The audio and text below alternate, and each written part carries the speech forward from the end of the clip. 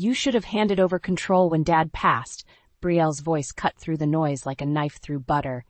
This is our chance to sell and make a real profit. My heart stuttered as I peered around the corner, spotting my cousin deep in conversation with Ethan, my fiancé of 3 years. They huddled near the bar, oblivious to my eavesdropping presence at our winery's annual harvest party. I'm in, Ethan murmured with a solemn nod. We'll tell Avery after securing the deal. She won't be able to refuse once the money's on the table. Bile rose in my throat as the truth slammed into me. My own family, my supposed loved ones, plotting to steal away my father's life's work, everything I'd sacrificed to preserve. Trembling, I stormed away, desperate for space to process the gut-wrenching betrayal. Tears blurred my vision as I fled through the vineyard's rows, the muffled sounds of celebration fading behind me. How could they? After all the blood, sweat, and tears I'd poured into this place, into keeping Dad's dream alive. And Ethan? The man I'd planned to marry, willing to strip me of my legacy for profit. The vines stretched endlessly in every direction, mirroring the tangled maze of shock and rage clawing at my chest. I stumbled forward, uncaring of the twigs snagging my dress or the chill night air whipping across my face. It wasn't until I reached the secluded corner where Dad's favorite rosebush grew that I finally crumpled to the ground in anguished sobs. The petals glistened with dew, oblivious to my shattering world. After several ragged breaths, determination replaced despair. I wouldn't go down without a fight. Not while a single drop of my father's spirit flowed through these vines. If Ethan and Brielle wanted a war for the winery's soul, they'd soon discover I possessed more metal than they could ever fathom. Fueled by righteous fury, I rose and marched with renewed purpose back toward the celebration. Ethan and Brielle would never see the tempest brewing behind my controlled smile as I rejoined the crowd. Let them bask in their misguided confidence. It would make their downfall all the more catastrophic. I was the master of this vineyard, and by night's end, I'd have the perfect scheme to protect Dad's legacy at all costs. In the days following the harvest party, I played the role of the oblivious fiancé to perfection. Ethan remained affectionate, his gentle kisses and soft caresses mere rehearsed performances masking his deceit. "How was your meeting with the marketing team?" he asked over dinner one evening, his hazel eyes betraying not a glimmer of guilt. I forced a smile. "Productive. We've got some exciting new campaigns in the works." Ethan nodded, shoveling a forkful of pasta into his mouth. "That's great, babe. I know how hard you've been working to take the winery to new heights." The blatant hypocrisy nearly made me gag. While he spouted meaningless platitudes, I secretly gathered evidence, piecing together the full extent of his treachery with Brielle. Tapping into the winery's financial records and encrypted communications, I discovered their embezzlement stretched back months, funds they'd been funneling into an offshore account. Printouts detailing dozens of wire transfers lay scattered across my office desk like damning puzzle pieces. My blood boiled as I connected their illicit money trail to meetings with corporate bigwigs, vultures eager to devour my family's legacy. "You lying, grasping snakes," I seethed through gritted teeth. The office door creaked open, and Lucia, my most trusted employee, stepped in with a concerned frown. "Everything okay, Miss Connors?" I waved her inside and gestured to the documents. "See for yourself. My dear fiancé and cousin have been stabbing us in the back for months, setting up a sale to that blood-sucking conglomerate we've been fighting off." Lucia's eyes widened in horror as she scanned the records. "Those maneuvers, how could they?" "Greed and self-preservation," I spat. "Ethan's likely counting on making me the rank-and-file winery bitch once the deal is done." I slammed my fist on the desk, delighting in Lucia's startled flinch. "But they're gravely mistaken if they think I'll roll over without bringing the entire facade crumbling down on their heads." Lucia swallowed hard, her voice wavering. "What are you going to do?" A wicked grin stretched across my face as the seeds of vengeance took root. "I'm going to remind them why you don't dispense with honor among thieves." The next morning, I strode into Marcia Blackwood's prestigious law office, evidence folder in hand. If anyone could help dismantle Ethan and Brielle's underhanded scheme, it was Marcia, a brilliant legal shark with a reputation for devouring corporate sleazeballs. "Miss Connors," her assistant ushered me inside. Miss Blackwood is expecting you. I found the renowned attorney studying a stack of documents behind her imposing mahogany desk. Razor-sharp eyes scrutinized me over the rim of her glasses as I approached. You certainly have a flair for dramatic entrances, Marcia said dryly. I hope, for your sake, you've brought me something substantial. Wordlessly, I handed over the folder and waited as she flipped through the incriminating paperwork. Bank statements, encrypted emails, everything I'd compiled on the betrayal. Marcia's practiced mask of stoicism slipped, her eyebrows arching in disbelief. This is unbelievable. Your own family conspiring against you in broad daylight. I stifled the urge to snap. Try having that realization slap you across the face. Instead, I simply nodded. Can you help me take them down? My voice remained steady, devoid of the raging storm churning beneath my composed exterior. I want to bury Ethan and Brielle under the full weight of legal and public retribution. A predatory glint flickered in Marcia's eyes, the look of a tiger scenting blood on the wind. Oh, I'll do more than that, Miss Connors. By the time we're through, their reputations and freedom will be torn asunder. They'll be left destitute, forced to slink away from this valley with their tails between their legs. My lips curved into a vindictive smile, already envisioning the devastation I'd rain down upon the traitorous snakes slithering in my midst. Over the ensuing days, Marcia and I constructed an impenetrable counteroffensive, rallying allies in preparation to obliterate Ethan and Brielle's scheme. Anthony, my winery's head vintner, eagerly supplied information to undermine their corporate dealings. Jackson, our top sales rep, helped divert funds and reroute profitable distribution contracts. Kara in marketing launched a campaign showcasing our heritage and community ties, the very soul they aimed to ravage for profit. With each Ailey recruited and assets secured, the day of reckoning crept inexorably closer. Ethan and Brielle carried on clueless, their arrogance blinding them to the crumbling ground beneath their feet. I could hardly wait to cement the trapdoor's collapse and revel in their pathetic, well-deserved downfall. The first strike hit with precise, surgical brutality. This just in. Financial records have surfaced exposing embezzlement and corporate fraud at Connor Family Vineyards, the local news anchor announced in a grave tone. Sources indicate Chief Marketing Officer Ethan Baxter and Deputy Manager Brielle Evans have been funneling company assets into overseas accounts for personal gain. I watched with wicked satisfaction as the damning report flashed on the TV, my finger hovering over the pause button. Frozen on screen, Ethan and Brielle's faces contorted in horror. A perfect captured memory. In the ensuing days, a merciless barrage of legal filings and media leaks descended upon the conspirators. Marcia worked tirelessly, slapping them with criminal charges while ensuring every salacious allegation dominated headlines. Ethan confronted me in a heated parking lot showdown, his usually polished veneer cracked and disheveled. "Why are you doing this?" he demanded through clenched teeth, eyes wild and desperate.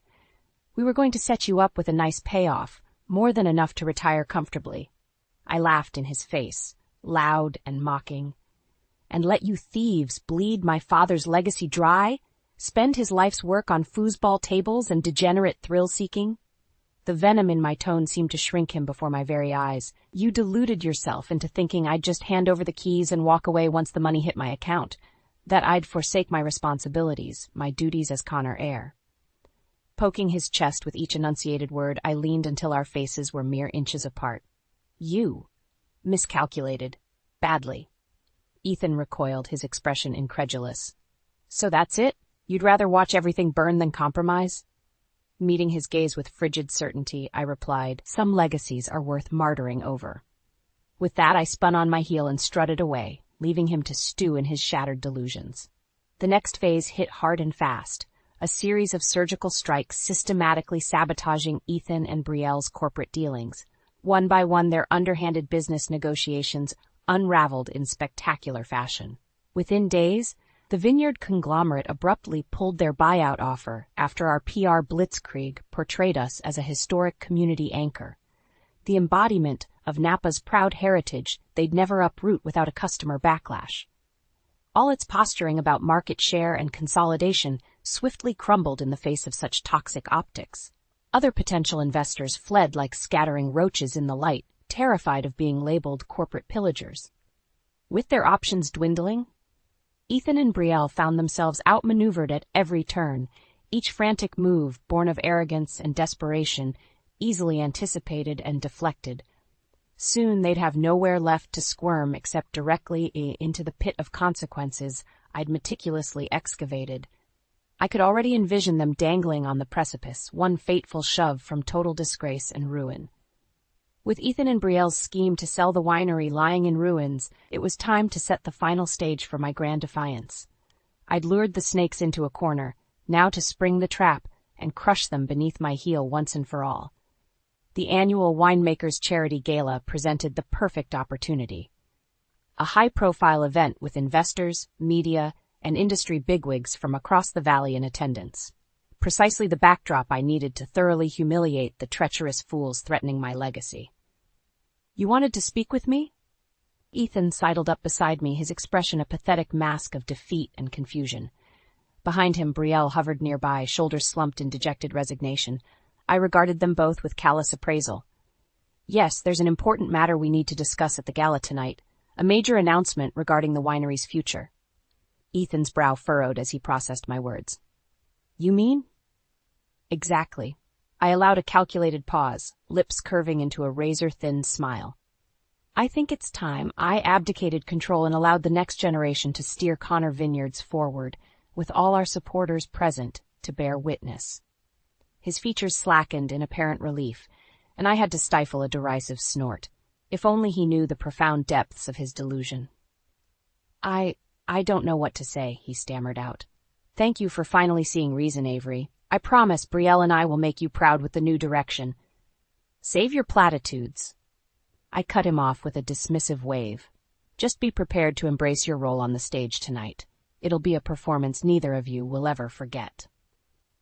As the gala commenced a few hours later, tension simmered just beneath the celebratory surface.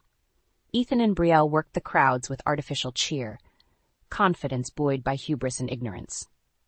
They fully expected this evening to mark their ascension as winery overloads, a private victory party attended by the entire valley's elite. Little did the self-deluded fools realize the event heralded loss-doomed downfall, orchestrated by the very woman they sought to disenfranchise. Their humiliation would be gloriously public, a final legacy-staining trauma to complement the mountain of legal consequences still to come. Enjoying the evening? I sidled up to them with 2 fresh glasses of crisp Chardonnay, every inch the gracious hostess. Brielle accepted her drink, green eyes glinting with avarice. "It's just the start of many more to come under our management." "About that." I raised my glass in preparation for a toast. "I believe I promised a special announcement tonight?" Ethan's face broke into an eager grin, gobbling up the bait with reckless desperation. "You finally saw the light. We're ready to lead the winery into a new prosperous era." Seizing the moment, I strode up onto the stage and seized the microphone, my voice amplifying across the hushed ballroom with authority. "Esteemed guests, as many of you know, this gala celebrates not just the year's harvest, but the bonds of community, heritage, and family." I paused, letting the pregnant silence saturate the air like a heavy fog. "Therefore, it is with great dismay I must reveal there are snakes in our midst." Pitching my voice to drip with disdain, I turned a piercing glare upon Ethan and Brielle's ashen faces. Snake who've been siphoning profits into offshore accounts and orchestrating an illegal sale to corporate raiders, all in a selfish ploy to steal what isn't theirs. The room erupted in shocked gasps and furious murmurs. Ethan gaped at me in abject horror, his knees visibly trembling. Score 1 for catching the rats by surprise. "But take heart, my friends," I continued, allowing a vindicated smile. "For I've spent months unraveling this scheme and constructed a righteous counterattack to preserve the heart and soul of Connor Vineyards. And as we speak, law enforcement is en route to apprehend the conspirators and abate this betrayal once and for all."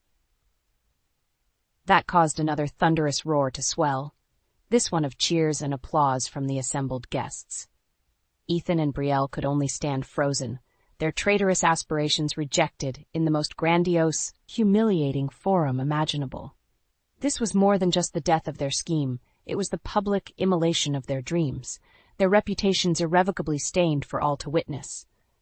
smile widening to bask in their torment. I locked eyes with Ethan, allowing my voice to rise above the raucous din in one final damning declaration. And so ends the inglorious paths of those foolish enough to betray Connor family vineyards. The silence that followed my declaration was electric, charged with 1,000 unvoiced gasps and accusations. Every eye in the gala burned into Ethan and Brielle, the snakes exposed in their traitorous coils. Clutching the microphone, I drank in the moment, savoring their abject humiliation as event security closed in to apprehend them. There would be no escape, no last-minute reprieve to salvage their crumbling reputations. "You lying bitch!" Brielle exploded first, always the blazing tempest to Ethan's simmering tumult. Flecks of spittle flew from her snarling lips as she wheeled on me in impotent rage. "How dare you? After everything our family sacrificed to build this place up from nothing." A cruel laugh burst from my chest, mocking and utterly devoid of mercy. "Sacrificed?" I echoed back at her venomous glare. "By stealing and scheming behind my back to rob me of my rightful inheritance? If that's the extent of your sacrifices, then allow me to return the favor." Sweeping an arm out, I gestured to the assembled crowd staring in scandalized fascination. "Esteemed guests, I give you Brielle Evans and Ethan Baxter, a contemptible pair of vipers who not only embezzled funds and orchestrated an illegal sale, but deluded themselves into thinking I'd simply hand over my legacy to their greedy clutches once the money hit my accounts."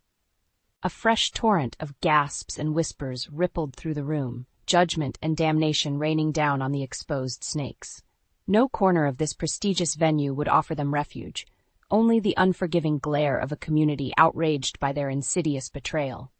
"Well, here's your wake-up call." I locked eyes with the fuming Brielle, jaw clenched to savor her swift descent into panicked realization. "The Connors don't fold to snakes or sell our souls so easily. We have a pride and resilience that parasites like you could never comprehend." Dismissing her with a contemptuous sneer, I turned my scathing address toward the squirming Ethan. "And you, my so-called husband-to-be orchestrating a con to strip me of everything I've sacrificed for. Tell me, were you even attempting to mask your disloyalty, or just stringing me along like a blissfully ignorant puppet?" Ethan opened his mouth to respond, but any protest withered on his ashen lips beneath my blistering glare. "Save your platitudes, we both know the truth. You saw an opportunity for an easy payday. Damn whoever's lives or legacies got chewed up along the way." My fingers stabbed with each enunciated syllable, driving the humiliation deeper. "Well, you miscalculated badly, Baxter, and now you'll reap the widespread ruination you've disgraced yourselves by earning." As if on cue, the ballroom doors flew open, revealing a grim-faced Marcia Blackwood flanked by county sheriff's deputies, the legal cavalry arriving to compound the conspirators' devastation. They swept forward as twin tidal waves of dread finally crested over Ethan and Brielle's masks of feigned innocence. Excuses and justifications died on their lips, choked off by the stark ramifications crashing down upon their elaborately orchestrated scheme. Ethan turned to me, momentarily unmasked in his desperation. "Avery, please." But I cut him off with a contemptuous slash of my hand. "I don't know who you are anymore, Ethan. Only that you're just another snake unworthy of my name or legacy." His shoulders slumped just before the deputies seized his arms, the dual blows of exposure and consequence robbing him of any final defiance. Fighting back a cruel smirk of satisfaction, I handed off the microphone to the approaching Marcia and stood tall, basking in the complete conquest over those who dared imperil everything I held sacred. The sight of Ethan and Brielle being led away in shackles amid a chorus of infuriated shouts branded itself into my memory like a searing brand. A watershed moment, their pathetic hopes and conniving snuffed out, the battlefield belonging solely to the righteous victor once more. In the days following the gala, a torrential downpour of consequences deluged Ethan and Brielle's shattered world. The dominoes I'd meticulously lined up for months toppled in devastating, unrelenting succession. First came the media crucifixion, a full-court blitz of skating exposés that left no damning stone unturned. Embezzlement figures, paper trails of illicit deals, and every unsavory allegation flooded the airwaves and newspapers. Then, the corporate clients and investors rapidly distanced themselves from the toxic fallout. Distributors and joint ventures severed ties as if the conniving snakes had developed a virulent, untreatable plague. Lucrative contracts evaporated overnight, closing off any potential lifelines or escape routes. Within a week, the once burgeoning empire Ethan and Brielle envisioned lay smoldering on the funeral pyre of their treacherous designs. Watching the dominoes spiral from my winery office's floor-to-ceiling windows, I sipped a crisp Chardonnay, smoky undertones from the Heritage Vineyards crop, complemented by the sweetness of hard-earned vindication. "It's all crumbling apart for them out there," Lucia murmured, mirroring my hawkish gaze. "Just like you said it would."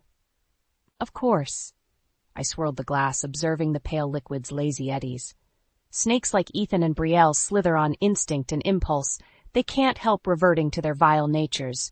Snakes need to be defanged and rendered harmless before they can contaminate the surrounding environment." Lucia's brow furrowed as she processed my detached analysis. "And you're just okay with doing that to your own cousin? Your ex-fiancé?" A wintry smirk tugged at the corners of my lips. "I am the master of this vineyard, Lucia. Those sorts of personal entanglements and sentiments are luxuries I cannot afford to entertain, not when the stakes are so monumental."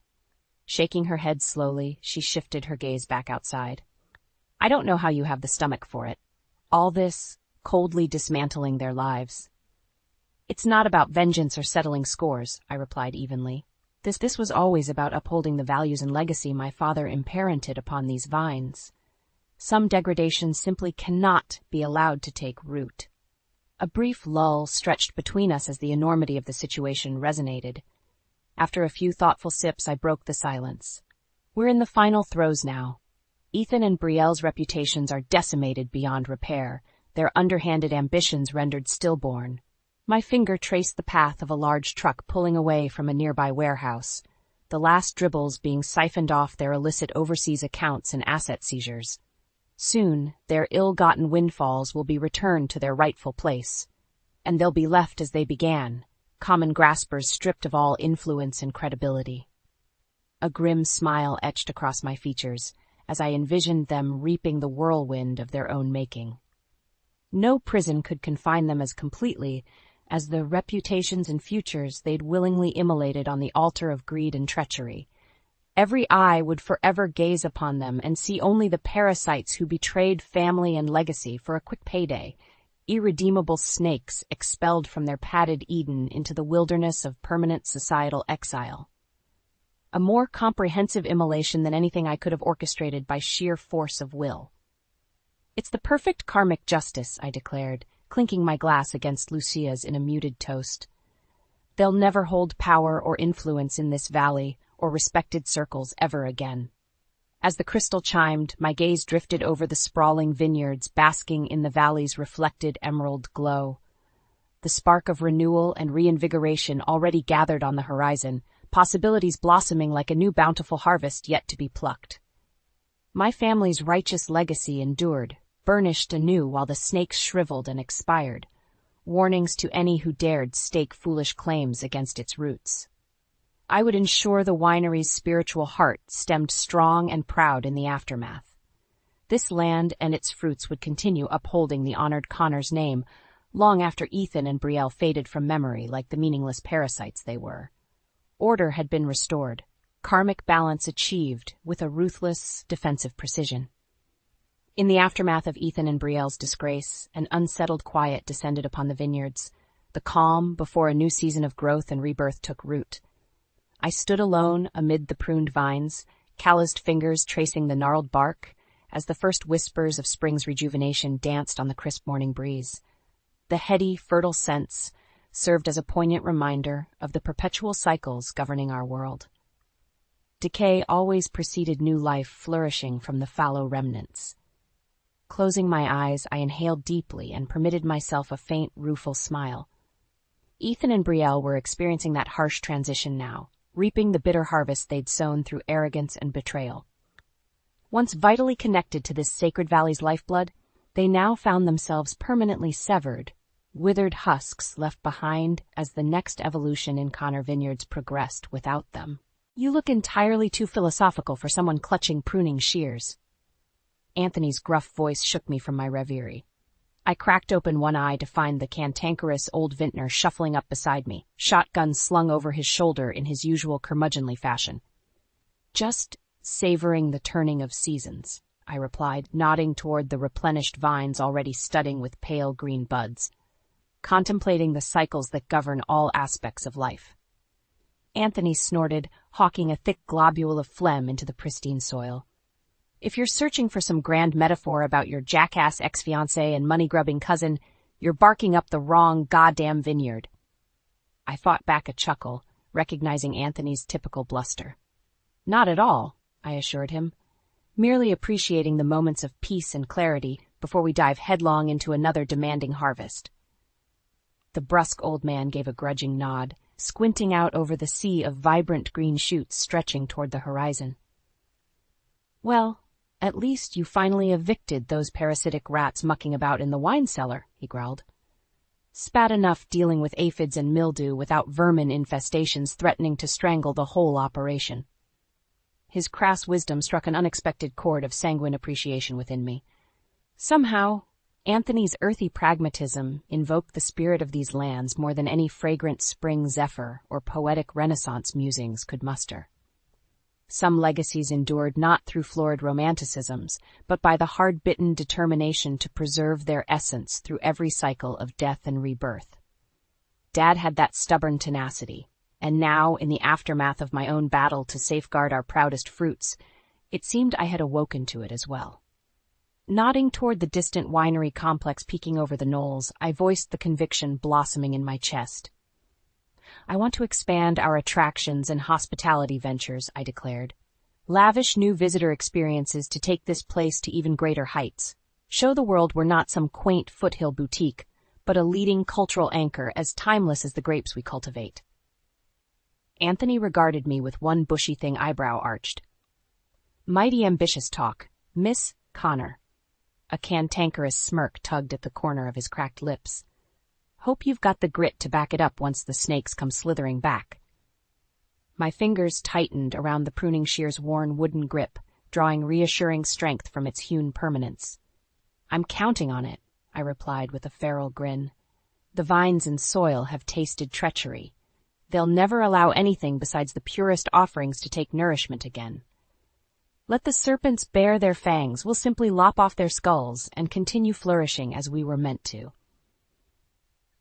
Anthony held my gaze for a long moment before unleashing a gravely chuckle that reverberated across the peaceful vineyard like a rollicking thunderclap. "Well, I'll be damned," he sputtered between wheezing guffaws. "You've finally grown a nice pair of auteur Italian grapes, haven't you, girl?" My laughter joined his, the twin reverberations mingling and trilling through the awakening vines, harbingers of the revitalized spirit and enterprise taking root. As our mirth gradually subsided into a comfortable quiet, I gazed out over my family's verdant domain with a renewed sense of purpose igniting within. No longer would I merely aim to preserve these hallowed lands. That passive existence felt unbefittingly hollow in the wake of my trials.